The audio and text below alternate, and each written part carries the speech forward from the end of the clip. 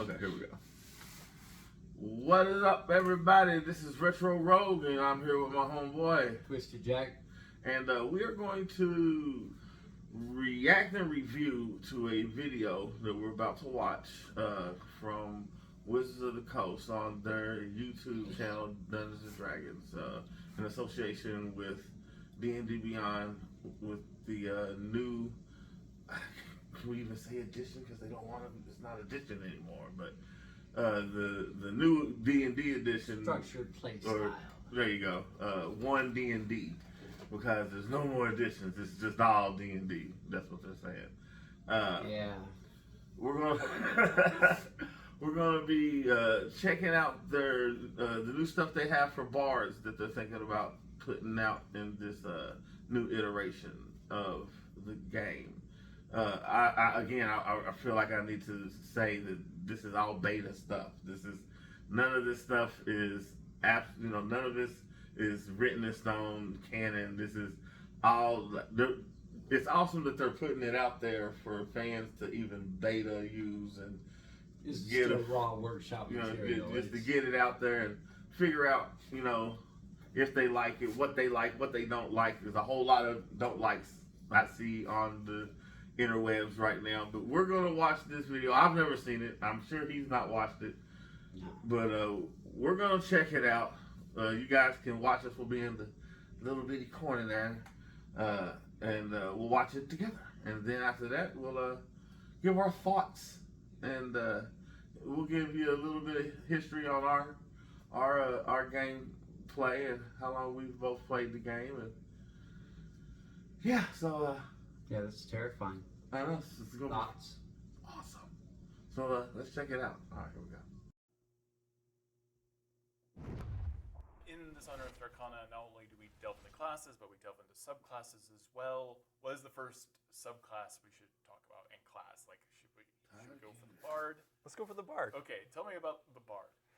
So in this article, you're going to see a revised version of the entire Bard class. So going from first level all the way to 20th level, and also a new version of the College of Lore subclass.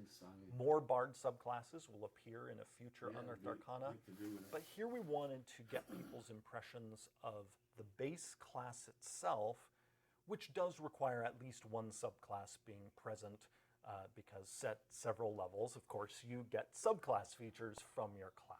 Right. And so the College of Lore is the subclass first out of the gate for the Bard. And what people are going to see in this new take on the Bard are many of the things that people already love in the class. Bardic Inspiration, the spell casting, magical secrets. Those elements are all still here. But there are also some exciting new things. One of those things is now Bard subclasses, like everyone else's subclasses, give you 4 features instead of 3. Right. So that's not only a change to the class, but then of course that's necessitating a change in the new versions of the subclasses. So the new version of the College of Lore here has 4 features instead of 3. Now, anyone might be curious, well, what does that mean for subclasses for the Bard that are already in print? You can still use them, and this UA explains how. But here we're going to focus on these new versions where, again, subclass for the Bard now gives you 4 features. And there are some new options in features like Bardic Inspiration that I think are really cool. One is, for the first time ever, we have as a low-level feature in a class the ability to heal somebody reactively. Okay. So something we're exploring in Bardic Inspiration is giving bards their own way to heal. You're still going to be able to acquire healing spells if you want to as a bard. That has been an option for bards over the last 8 or so years. It's still there. But we also wanted bards to have a way to restore people's hit points that's all their own. Also, we wanted to give an option in the baseline Bardic Inspiration feature that was more certain to deliver the goods. And here's what I mean by that. In the 2014 version of Bardic Inspiration, especially before you get any tweaks to Bardic Inspiration from a subclass, it's really easy to have somebody roll that die and have nothing happen. Right. Where they rolled it, they still failed, Yeah, and I heard about this. you move on and hope next time you get a better result. Yeah. We wanted there to be an option for bards that when they use Bardic Inspiration, they know what it's going to do. And what this reactive healing is if the bard witnesses somebody within a certain range taking damage, the bard, as a reaction, can use their bardic arts to instantly restore some hit points by rolling the Bardic Inspiration die and giving the person back some HP. But there's more. Even that baseline feature that people are accustomed to of rolling the die and someone being able to add it to, say, an ability check to hopefully turn a lousy roll into a better one, that's also become a reaction. So now, rather than handing the die out and then waiting for a person to maybe remember to use the die or not, now instead, the bard gets to feel like they have more agency in how they use their own class feature. And so if the bard witnesses somebody fail an ability check within a certain range, as a reaction, they can use their Bardic Inspiration, have the die rolled, and potentially turn that failure into a success. Now, as you go up in level in this current playtest version of the Bard, you're also going to have other new tricks for keeping and getting your Bardic Inspiration back. One example of this is at 7th level in the playtest, the Bard gets the option now that if your Bardic Inspiration die rolls a 1, the use of your Bardic Inspiration is not expended. Oh, nice. So if you roll and, oh, darn it, we just got a 1, well, the person still gets to add that 1 or get that 1 hit point back, but then you still get your Bardic Inspiration to use again. So there are a number of little things like that that with potentially big impact that I think people are going to have a lot of fun trying out in this new take. Clever players out there, man. Perfect. You can't really Is make there a anything one. dramatic? I mean, that's no, changed I for was just the saying, College of in Lore? that situation. College of Lore has a lot that is dramatic going on, which is appropriate for the Bard. So much of the Bard is about being dramatic. Right. But before I talk about it, there is an elephant in the room for the class overall that we should touch on first. Okay, let's go ahead. And that is, Bards now prepare their spells. This is huge.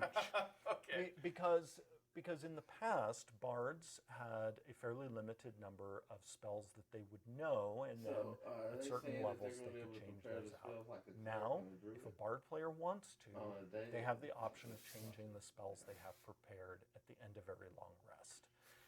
This has been a very important thing for us to explore in the playtest, because That is all of our spellcasting broken. classes have That a lot makes of no often sense very to me. flavorful Like the reason non-combat why the bard spells has available such to a them. very unique But what and ends up limited thing, happening, because he we have built his found magical with talents spells around his known career classes is versus it spells shows prepared function. classes, is the spells Now known what's classes, the difference players between tend to in- gravitate toward combat spells, understandably, so that they have the tool they need when their characters' lives are in danger. But then that means they often don't feel like they can take some of these really tasty, non-combat oriented spell options. And we want our players to feel at liberty to use those options. And the best way for us to deliver that is allowing our spellcasters to prepare their spells. And so this is something people are going to see not only in the Bard, but also in the Ranger. But we can talk more about that when we get to the Ranger, of really making it so that you can explore the full range of the magical possibilities for your character if you're playing a spellcaster. Now, the College of Lore. Okay, let's get to it. So the College of Lore's cutting words, similar to the baseline Bardic Inspiration, And paladins. It's like, And is it makes this sense for me reaction because theirs now, is from a but divine instead of force. to Like, it an would make ally sense if you failing did in that the to case of warlocks. baseline bardic inspiration, or an ally The ability taking to damage, prepare spells it's a by response communing with to your patron every day. presumably an That enemy would make sense. succeeding. And so then you reactively use it to try to turn their success into a failure. that's kind of Then, at higher level, this version of the College of Lore can also deal psychic damage to the person that they are rolling their cutting words die at against. higher levels. And again, this is all about making sure Bardic that Inspiration Bardic Inspiration against die really feels like it's someone's delivering successful roll. the goods. See, The that Turn- alteration. College of makes Lore sense also to me. has a brand new feature called Cunning Inspiration, where they're going to get to roll their Bardic Inspiration die twice whenever they use it and use the better result. So that is going to be extremely So useful, it's basically Bardic particularly Inspiration. given Yeah. the expansion I can dig of that. possibilities for what your Bardic Inspiration can do. Perfect. Is there anything else dramatic I should know about the College of Lore? So every feature in the College of Lore has been improved. I think the only one that is largely what you would expect was the bonus proficiencies one. Right, That's right, still gotcha. there. But even their peerless skill is better than it was before. So it's basically a fresh coat of paint, new tools, new ways to mess with your enemies, and also new ways to potentially help your friends with the Cunning Inspiration feature. Hello, everyone. All right, so that was informative. Yeah, It was, some of those ideas sounded really good. yeah, there's a lot of good stuff in those. I'm gonna say a lot of good stuff. There was some good stuff. There was some interesting things, and then there was just some fucking broken shit stuff to me. Yeah, I gotta say, I didn't hear anything that I would say was definitively good. I heard a lot of interesting and promising things, but again, it's all gonna come down to how they implement them, on whether it's a mechanic or aspect more for thematics or more for mechanical gameplay, like the new bard's ability to heal using bardic inspiration. That can be good. That can be bad. That again, I think a lot of that's going to come down to the flair of the player and the DM. Like, I have high hopes for the whole reactionary bardic inspiration. And again, that's I have high hopes for that. I'm right there on that high hopes. What my hope is they don't attach it to the bardic inspiration. They just attach it to the bard class. Because once you attach it to bardic inspiration, now you have a healing aspect to something. So you have all these things pulling from that one tiny little resource. As to where if you make it a class ability, and maybe a specific type of subclass. It is a class ability. It is a class ability. It's on in the its basics. On its own. Because they made it very clear that this was not subclass. Okay. Well, that's what I'm saying. All its own, not something tied into a class ability already in there. Well, that's what they're saying. That's just a basic. That's just basic basic bard ability. No, yes, yeah, but it's not a whole new ability. It's a whole new way to use an ability the bard already has. You see what I'm saying? I know. I know. That's what I'm saying. I don't have an issue with using bardic inspiration to heal. That's not my issue. I think my issue comes more into the whole reactionary thing. Like, you get one reaction a turn. Yeah. And so now a bard has to make the decision. Like, I used to think monks had a shite time dealing with reactionary stuff because there's so many things that a monk can do with their reaction in combat. I used to envy the players who like your reaction is limited to two things. Opportunity attack and a shield spell. Yeah, like so I used to envy them casting that. So I don't know, people who are used to playing bards, who are used to not having to deal with so many choices in reaction. I think the fact that giving the bard the control of bardic inspiration and how it's used with reactionary is really cool. Like, because I don't play a lot of bards, but I've played with a lot of people who play a lot of bards, and a lot of times you can see the frustration when they spend a bardic inspiration and they give it to a character and it just sits there and fiddles out because half the time the other player just forgets that they have it. I agree. I like the idea of, instead of giving bardic inspiration as a bonus action, and it having a duration, that the bard should be able to use his reaction to expend it. Yeah. But again, that goes down to the action economy, and that's your reaction. That's a choice for reaction. Well, that's what I'm saying. And again, as someone who loves playing monks, yeah, that can get mind-numbingly taxing. When you're like, so should I heal this guy with my reaction?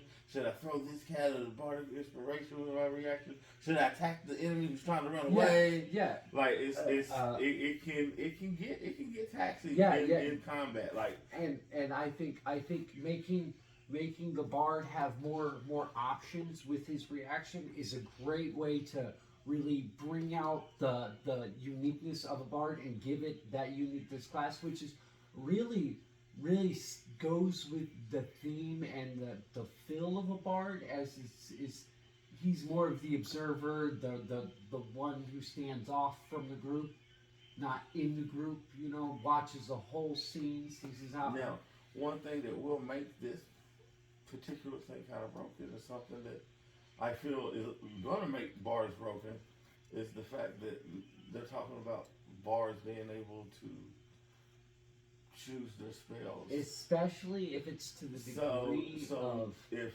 they can choose their spells the way it sounds is they're going to be able to do it just like clerics, druids, and paladins do it already. If that's the case, a savvy player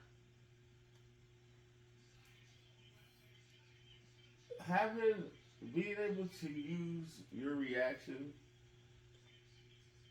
the way they're saying bards can start to use their reaction, and now giving them the chance to surf through them spell books.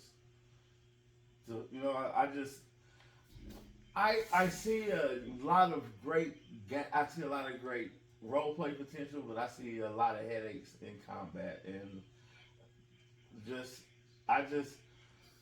bards are damn near broken as it is because they get so much choice when it comes to their spells, how many spells they get overall. Like, you said something earlier when we was watching the video that I agree with. It's like, if you're going to give this to somebody, give it to, like, warlocks. So a class that gets, like, 5 fucking spell slots. You know what I'm saying? Like, a class that, like, bards get damn near just as many spell slots as wizards, and thanks to feats, they can get more than that. So if they did the bards preparable spell list like they did the wizard, where you can pick so many, but you can only have so many prepared, that would be a good way to balance it out. And thematically, it made sense. You could have their spell list be called their repertoire. But even then, though, with wizards, that's what they have their book for. Like, they gotta have those spells physically on them, physically recorded, so that they can use them. Where bards, their spells tend to be a mishmash between that with wizards and sorcerer, like the magic's in you at the same time. So I don't know. I feel. See, I always looked at bards as they opened the door to that world of magic because of the opportunities it provides for the show. It was like, what? Look, I would be straight up with you. I was one of those people who just shit on bards for years. All right. One thing you should know about me, I've been playing D&D since 1986. That's how long I've been playing this game. You've got me by a few years at 95. So like I've been playing for a long time, and I go back to first and second edition and third edition where the bard was looked at as just a useless class for real. Like no one played the bard, man. It was just, but he was a rogue that couldn't rogue, a wizard that couldn't wizard. He was a fighter that couldn't fight. Truthfully, 5th edition is where the bard found his home. Like 3.5, he is where he started to find traction. Even with the 3.5. We don't talk about the one with the number between 3.5 and 5. That's forbidden territory. I'm not gonna curse my channel. No, it's but like I don't. If I have a player in my main campaign that I DM, that kind of brought all of us together in the first place, who he just decided to play, to me, the most boring race and the most boring class, and he has turned. We were playing this campaign for 3 years, getting ready to wrap it up, hopefully by the end of this year, and he has created a character that is one of the most dynamic and interesting characters I've ever played with. He is a human bard, and he changed my mind about both race and class. Humans in Dungeons and Dragons, they are the Swiss Army knife of the races. They a little bit of everything. Not a lot of a lot, but they got a little bit of a lot. And bards are the same way the classes. They're like the Swiss Army knife of classes. So you put both of those two things together, and you get a clever player. Because I think it also takes a clever player. I feel like any class, any race at this point can be interesting, can be dynamic, can be fun to play, fun to watch. You just have to have a player who knows how to take those things. Like you can create the most badass character, and it can fall flat as hell because the player doesn't play them right, or they don't have a full you gotta have a understanding feel for your character, concept of what they want to do with the character. Yeah. You know what I'm saying? But he really got into his character, and again, he changed my mind about how I feel about bards. And over the last 3 years, I've come to the conclusion that bards are fucking broken. They're so broken, and now you want to make them more broken by letting them pick.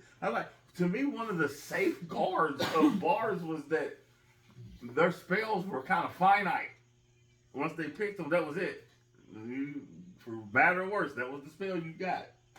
And yeah, you get to higher levels, you can change them out at certain levels and stuff. But even then, as you level up, you can change one each time. Yeah, and even then, it's just that one, and you change it out, and you're stuck with that until you get to the next level where you can do it again. So, and we used to joke about the fact that, could you imagine if bards were allowed to change out their spell slots like clerics and druids and shit? Like, that would be so broken. Yeah, like I said, they're to me, I'm gonna be honest, I have not heard anything that is too appealing about the new direction the mechanics have been getting geared towards. Like I said, the whole healing thing for a bard, I think you tie it to the bardic inspiration, and you're going to bog down the potential of that ability. I think it should be more like the paladin smite. It's not a spell, it's a magical ability that the bard has. He can expend spell slots, not bardic inspiration, but he can heal a number of dice that is the same type as his bardic inspiration, equal to times the spell slot. So say my bardic inspiration is a 10 and I spend a level 3 spell slot as my reaction, I heal 3d10 plus my charisma modifier. Again, I think it's funny that I'm having issues with a lot of the logistics on the rules because I'm not a rule driven DM, but that's mostly because I like the way the rules are now. Like, one of the things I like about the game is that the way rules are written as they're written right now, they're more guideline than rules. You know, they're left up for interpretation. And there are some rules that are straight up, like boom, boom. You know, there's no mistaking in the wording. Yeah. You know, this is how this works. This is how this spell works. This is how this rule happens in combat. Blah blah blah blah. But there are a great deal of Gray areas. Yeah, great deal of gray areas, and even in those rules. So I've always enjoyed the fact that the rules are extremely flexible. Here, and every time I watch one of these videos, it seems like they're trying to create more stable rules of how things can be done, but then they're changing stuff so radically that it's causing people to pause. Not in, oh, okay, so you could do this. Now it's like, but what if, you know, it's like what you was just saying. It's like, you know, why would you have him spending his bardic inspiration when he could do the same thing and utilize a spell slot and just still use whatever the dice is for his bardic inspiration? Yeah. You know, because he only gets so many bardic Yeah, inspiration. yeah. And I don't know. I feel like these cats, I think the cats right now who are doing a lot of the stuff that they're putting out, I think are storytellers. And I think they're focusing more on how can these changes make the storytelling more fun. I think they're looking at, I feel like they're looking more on the lines of role play than logistics, which I don't know why that bothers me, but it does. Because there's an imbalance when you don't prioritize function before the role play. Because at the end of the game, at the end of the day, we all perceive it as a game. Yes, and because it's a game, there has to be rules. There has to be structure. There has to be some kind of structure, like how I view the rules. The rules are the basic jumping off point. The DM will taper things. You know, he, as a good DM, you've got a expectation to lay the expectations down for your players, and then at the same time,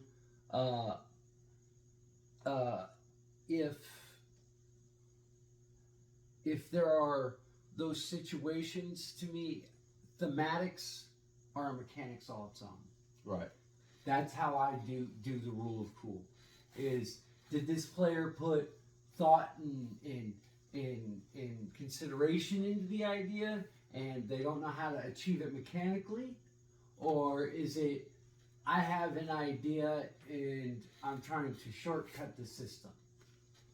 If they have a reasonable, you know what I'm saying? Oh, no, I absolutely. It's one of those, and again, it's one of those things you got to learn as you play. So, and I think ultimately the biggest plus 1D&D has going for it right now is that regardless of what iteration we get,